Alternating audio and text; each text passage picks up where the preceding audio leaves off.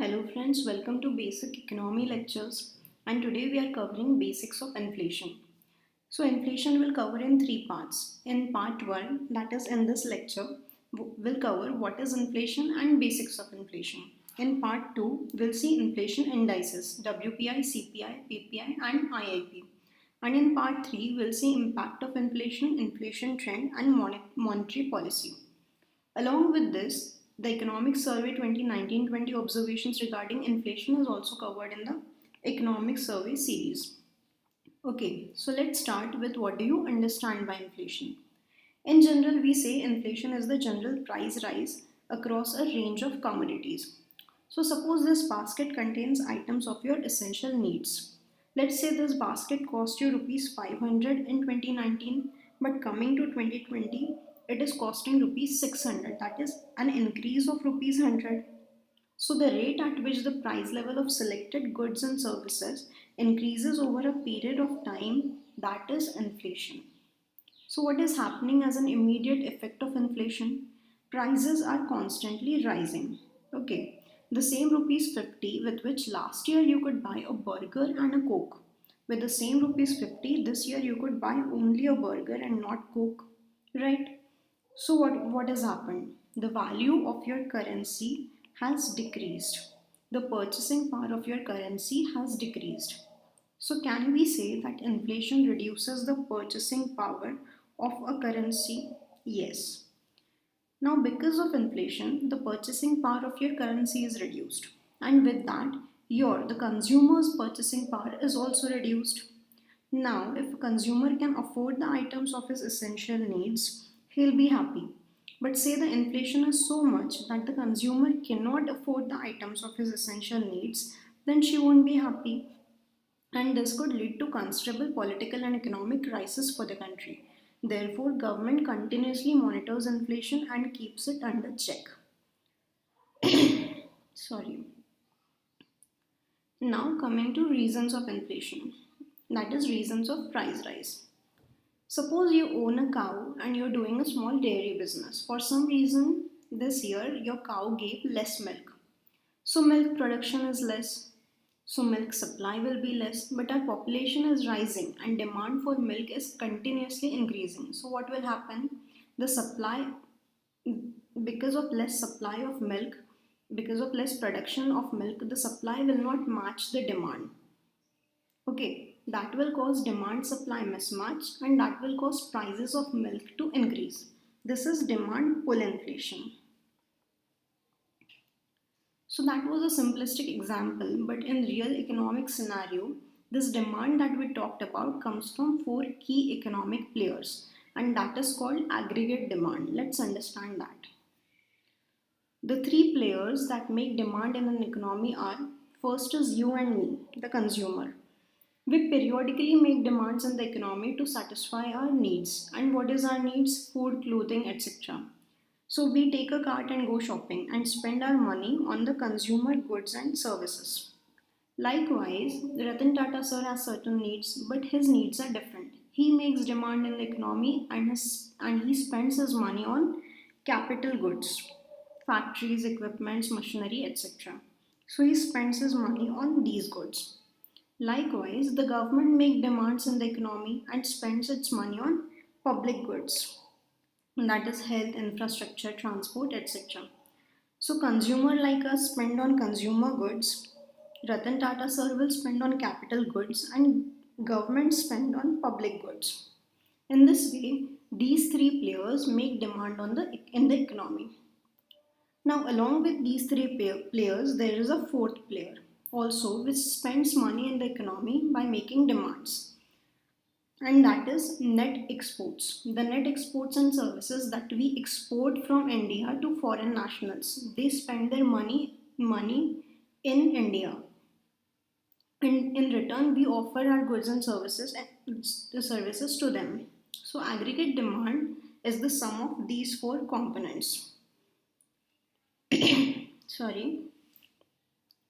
Consumer spending on consumer goods, firm spending on capital goods, and government spending on public goods. And the total exports, that is total exports minus total imports, that is net exports. Aggregate demand consists of C plus I plus G plus NX. All these summed up gives aggregate demand in the economy. Okay. Now demand pull inflation will occur when there is increase in any of these component. If any of these increases, if the demand from any of these component increases, the inflation will increase. Now let's try to understand one by one how an increase in demand in each of these components leads to inflation. Let's see first how increase in export demand leads to inflation. So let's understand this by an example.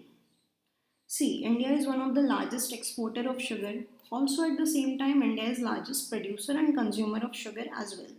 So consider a scenario in which sugar crop is hit, and so thereby the production of sugar is less. Now there is domestic demand also, and there is plus now there is an increase in demand from other countries for Indian sugar, but supply has reduced.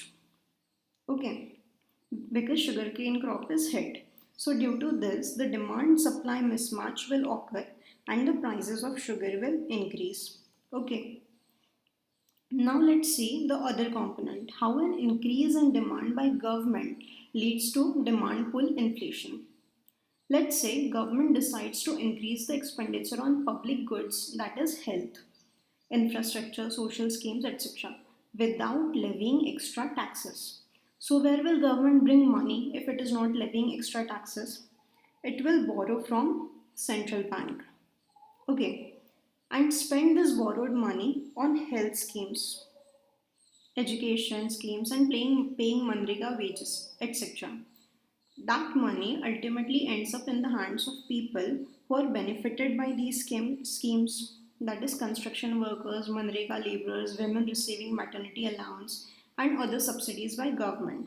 So, money ends up in the hands of common man and the consumer. And what he will do? He will go shopping to satisfy his everyday needs.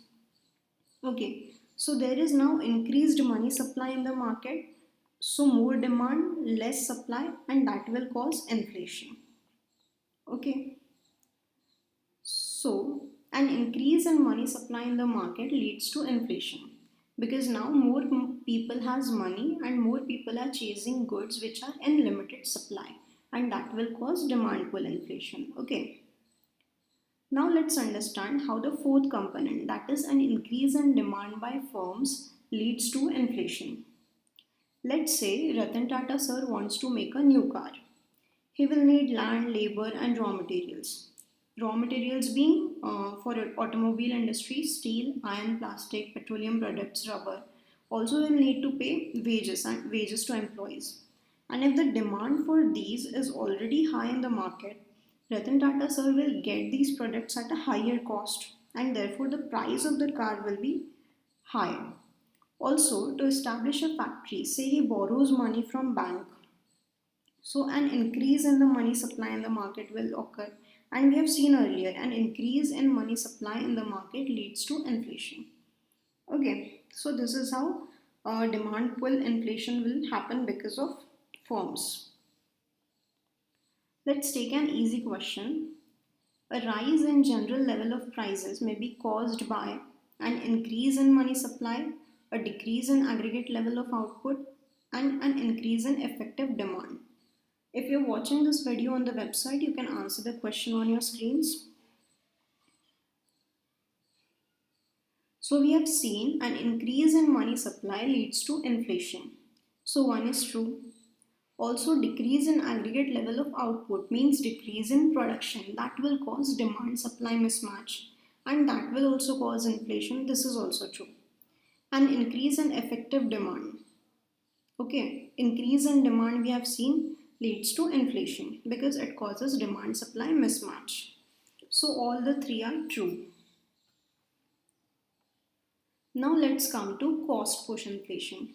We have seen that either the demand of the end product will increase, okay, that is a demand pull inflation, or the cost of inputs that go into the manufacturing of these items increases, thereby increasing the prices of the end products, that is cost push inflation. So let's come to cost push inflation. So we have seen cost push inflation is when inputs that go into the prices of inputs that go into the manufacturing of products increases, and that naturally raises the price of end products, that is cost push inflation. So let's understand this by an example. Let's take the example of sugar, which is processed from sugarcane. Sugarcane is a very input intensive crop. It needs hard labor, plus it needs fertilizer and irrigation also.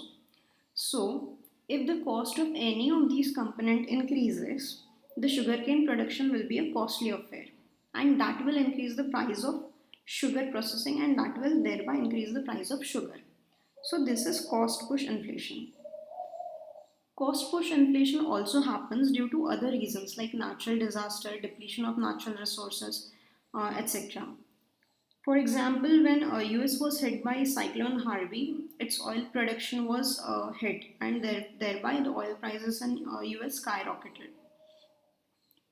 Earlier in this lecture, we have seen aggregate demand. There is an important concept relating to demand, that is elastic demand and inelastic demand. So let's understand that. We'll see first elastic demand. Suppose if the price of Apple iPhone 11 Pro, which is currently almost 1 lakh, if that drops to 50,000 or 60,000, what will happen? Demand will increase. Yes, there will be a rush to buy this phone, right? Right. Demand will increase. So what is happening? A change in price is causing change in demand. That is, when demand changes with the price, this is elastic demand. Simple. Consider another thing.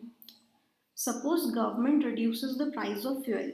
Will that cause a drastic change in demand? No, because fuel is a commodity which we have to purchase on a periodic basis according to our needs. We cannot stop fuel even if the prices are reduced.